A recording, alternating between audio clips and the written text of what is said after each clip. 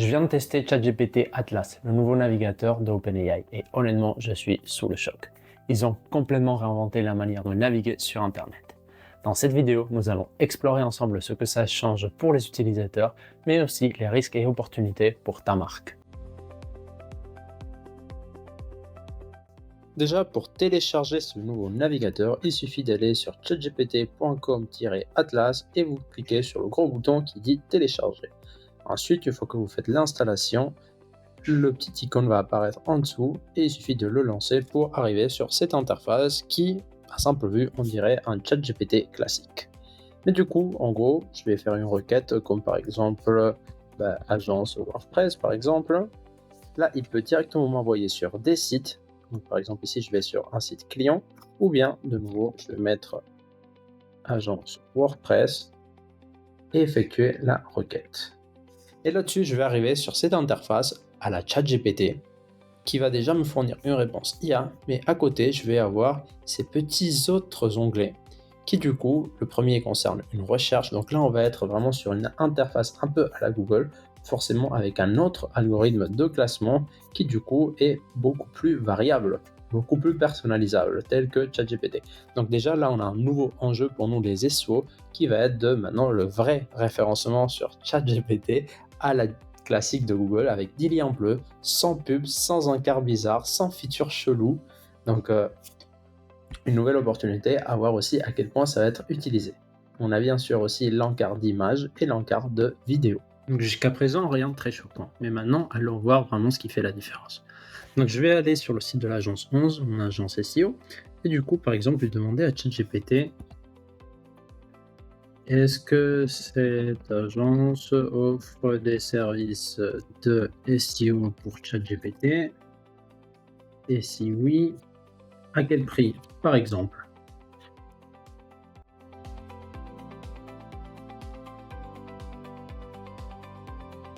Et du coup, là, ChatGPT va crawler le site, il va me dire bah oui, ça l'offre bien, voici la page service, côté prix, bah, on ne sait pas, mais ici ils ont ce positionnement, 650 € par jour pour un consultant SEO senior, c'est exactement ce qu'on fait. Donc franchement, assez chouette. Et maintenant, on peut aller encore plus loin. On va lui demander, ok, prends rendez-vous avec eux la semaine prochaine quand tu veux. Et là, on va rentrer sur le mode agentique.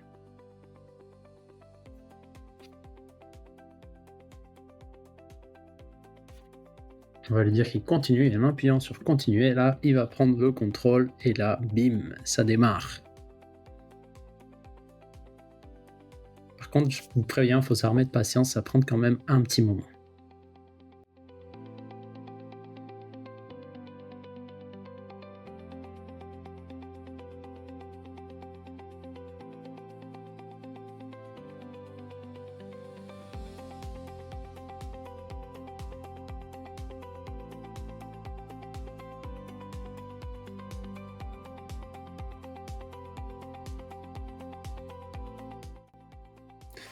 Bon, bah là, il a fait presque tout le boulot et je pourrais lui dire de compléter ça avec les informations, il le ferait, clairement. Donc franchement, assez chouette. Alors, maintenant, on va voir une autre feature que je trouve super chouette. Donc ici, j'ai écrit un email pour commander des contenus à un fournisseur comme si j'étais un singe. Et du coup, je vais lui dire à ChatGPT, en sélectionnant le texte, de corrige cette commande et en la plus pro et formelle, par exemple. Bim, je clique sur envoyer et là, il va me proposer un nouveau mail.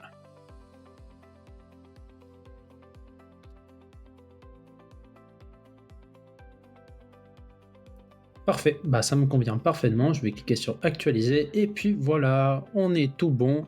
Franchement, ça va être un gros gain de temps. Et franchement, ça me fait m'interroger s'il migrait totalement vers ce navigateur à la place de Chrome. Même si j'avoue que les extensions Chrome me manquent, ce type de feature est ultra pratique. Un dernier cas d'usage. Donc supposons que je suis un boxeur débutant. J'ai une paire de gants que je veux m'acheter. Dans ce cas-là, c'est celle-là. Et je vais lui dire du coup à ChatGPT de me trouver le meilleur site où l'acheter.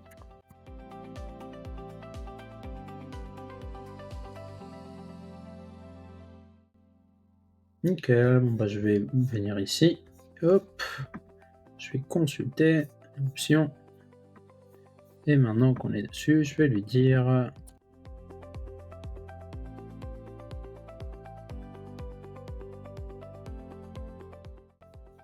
je lui donne la permission au mode agent.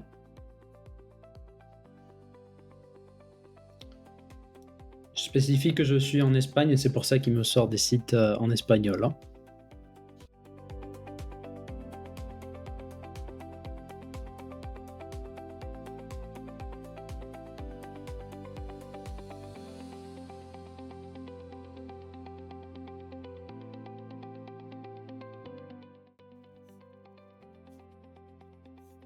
Et du coup ici, bah, j'ai déjà les 2 produits dans le panier. Alors, quelles sont mes conclusions? Je trouve que pour le mode agent, on a énormément de latence. Dans cette vidéo, j'ai accéléré x5 la vitesse d'exécution. Donc en gros, chaque commande prend environ 5 minutes à s'exécuter et à moi le faire, ça me prendrait juste une petite minute. Et franchement, c'est assez frustrant. Ensuite, souvent, on manque de pertinence. J'ai fait plusieurs tests où du coup, on me recommande un produit qui est même pas présent sur la page et le mode agent prend des heures à le rechercher lorsqu'il n'existe pas ou tout simplement, il exécute des actions bêtement qui seraient beaucoup plus simples de les faire autrement et que si je le faisais moi-même, ça me prendrait juste une minute. Je trouve quand même que les features de réécriture des textes sur la page, de réécriture du texte Gmail, enfin avoir l'assistant ChatGPT directement sur le navigateur, c'est quand même un gros gain de temps pour les utilisateurs de ChatGPT. Mais encore, je trouve que les avantages sont limités pour migrer de Chrome, où on est tous habitués à s'en servir. Je pense du coup qu'en B2C, l'adoption va être assez limitée. On est encore très loin d'avoir une expérience d'achat fluide et agréable. Et je pense que le mode agent euh, les avantages du mode agent ne sont pas encore assez bien perçus avec la lenteur et le manque de pertinence. Donc du coup, j'ai vraiment du mal à avoir une adoption massive de ce navigateur d'ici les prochains mois, voire les prochaines années.